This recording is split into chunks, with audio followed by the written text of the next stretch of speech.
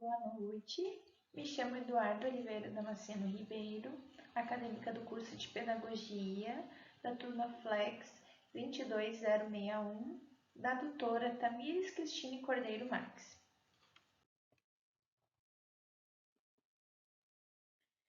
Então, a disciplina é o projeto de ensino em educação, a área de concentração é a educação especial e o tema ensino colaborativo na educação inclusiva. A justificativa. O presente trabalho tem como área de concentração a educação especial. Na escolha do tema, relembrando os trabalhos passados e problematizando no que foi visto, eu fiz o meu primeiro estágio numa escola de educação infantil e o tema foi transtorno positivo desafiador, conhecido como TOD. O segundo estágio foi sobre o transtorno de déficit de atenção e hiperatividade, TDAH, e a alfabetização. E o terceiro estágio, que foi na gestão escolar, foi o Plano Educacional Individualizado, o PEI, que é um documento, uma pasta, como se fosse um diário da criança laudada ou com deficiência, que ele vai apresentando todos os sintomas, a descoberta, a evolução da criança, enfim, como se fosse realmente um diário e segue durante toda a vida acadêmica da criança. A educação colaborativa, pois foi observado que os professores regulares necessitam de mais colaboração da equipe pedagógica. Os objetivos, como objetivo geral, então, temos analisar o funcionamento de sala de aula com um aluno de inclusão, pois na teoria é muito bonito e tal incluir um aluno, mas muitas vezes são professores antigos que não tinham tanta familiarização com o aluno de inclusão e acabam ficando perdidas. E os objetivos específicos são compreender os métodos utilizados para tornar a inclusão mais fácil, definir uma estratégia que seja eficiente e diminua a evacuação do aluno para escolas exclusivas para alunos deficientes, como conhecidos também a PAI, né? Por mais que tenha reduzido drasticamente o número de alunos que vão para esse tipo de escola, teve um aumento de 88% dos alunos que apresentam algum tipo de deficiência estão em escola regulares. O censo feito agora em 2020 apresentou esses dados. Ainda assim, tem pais que não conseguem ver os filhos se adaptando a uma escola regular, que acham que não vão ter tanto auxílio e acabam retornando para essas escolas especializadas.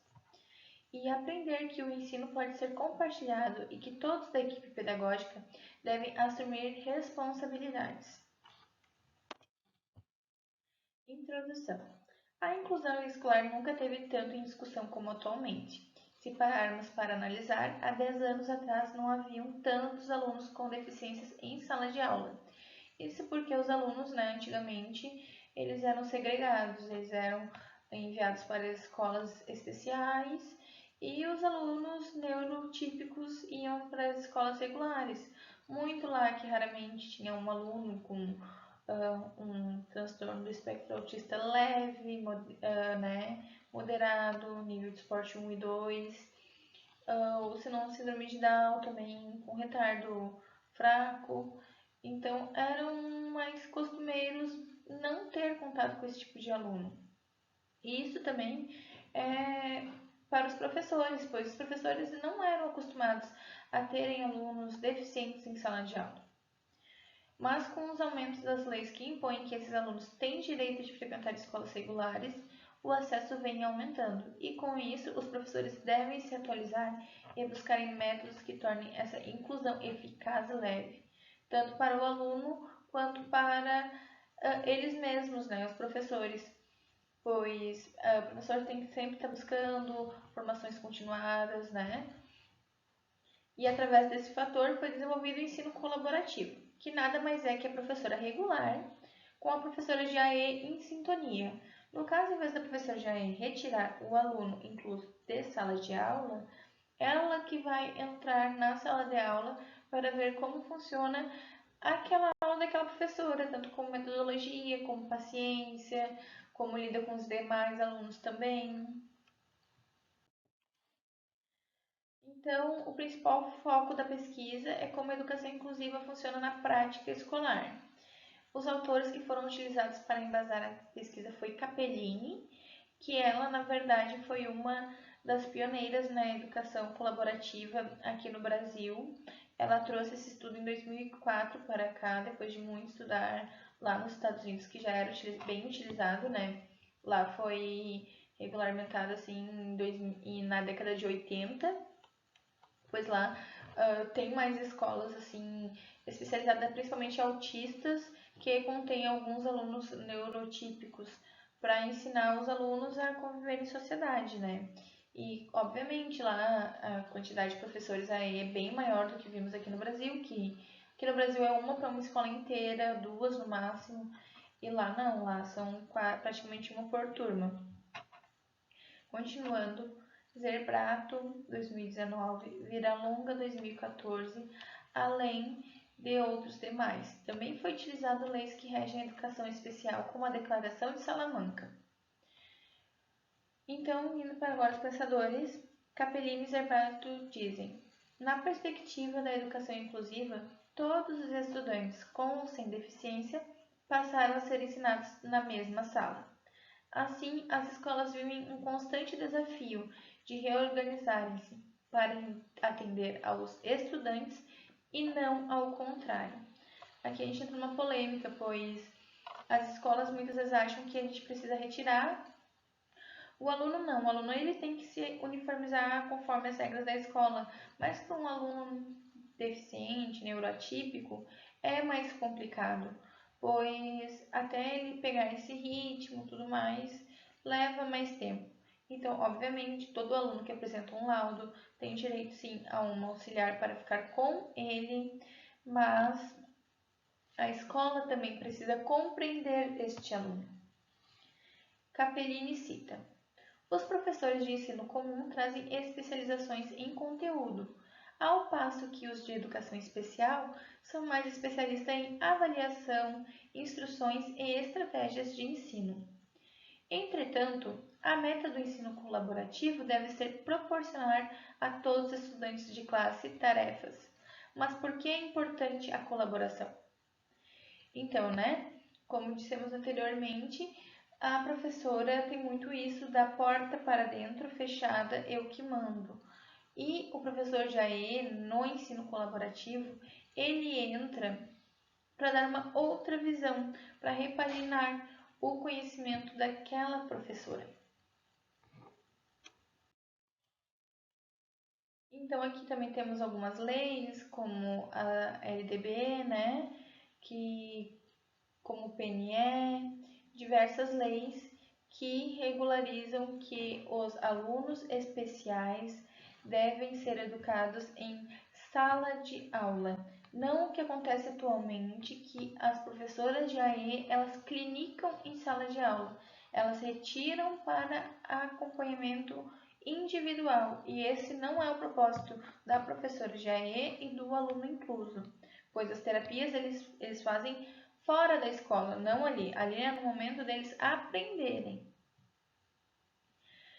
Então, Viralong e Mendes citam: é preciso discutir na escola questões relacionadas ao tempo de planejamento em comum entre o professor de educação especial e o professor da sala de aula regular.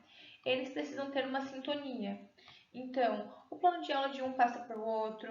O professor de educação especial, se acontecesse no ensino colaborativo, ele adentraria a sala de aula, observaria a aula do professor, faria pontuações. Ah, prof, eu acho que tu poderia mudar isso, isso. Quem sabe tentar outro método com aquele aluno que ainda não sabe ler, pois nós falamos de inclusão, a primeira coisa que vem na nossa cabeça são os alunos neuroatípicos, né? Mas aquele aluno que ainda não consegue acompanhar a turma na leitura também sofre um certo receio. Então, a gente deve incluir todos os alunos, não somente os neuroatípicos. Então, Capellini expõe: parece emergencial o desenvolvimento de pesquisas sobre inovadoras estratégicas pedagógicas no processo de inclusão escolar, buscando validar e disseminar informações, políticas e programas. Então, já passou da hora de nós termos essa conversa, né, de buscar outros métodos, como o PEI, que é um documento maravilhoso. Nós que somos da área da inclusão sabemos como o PEI é valioso, que acompanha a criança por toda a vida. O ensino colaborativo, do professor Jair ter um processo maior, assim como nas avaliações do aluno, assim como no planejamento do aluno, juntamente com a equipe terapêutica dele mesmo. Então, nós precisamos abrir a porta de sala de aula e pedir ajuda. A metodologia utilizada, como um estudo muito novo, né, aqui no Brasil, ela é explicativa, onde eu pesquisei através de livros, também usei as práticas, né, da Capellini, que ela já teve na experiência, e artigos científicos. Então, nas considerações finais, através do exposto, conseguimos compreender que a educação inclusiva teria mais resultados se o ensino colaborativo fosse mais eficaz nas escolas, pois os professores iriam receber complementos de um professor especializado. A gente ainda tem uma longa caminhada, né, para a inclusão, mas nós devemos pedir ajuda e estarmos dispostas a nos ajudar umas às outras e trazer inovações, estudar, nunca parar de estudar, pois tudo que nós fazemos é para o bem dos nossos alunos e para facilitar o nosso trabalho também. Que são as referências utilizadas. E deixo aqui a frase que eu gosto muito, que é: inclusão acontece quando se aprende com as diferenças e não com a igualdade, do pensador Paulo Freire. Então é isso, gente, meu trabalho. Aqui vimos então uma explanação de novos métodos que poderíamos utilizar nas nossas salas de aula para o benefício nosso e dos nossos alunos.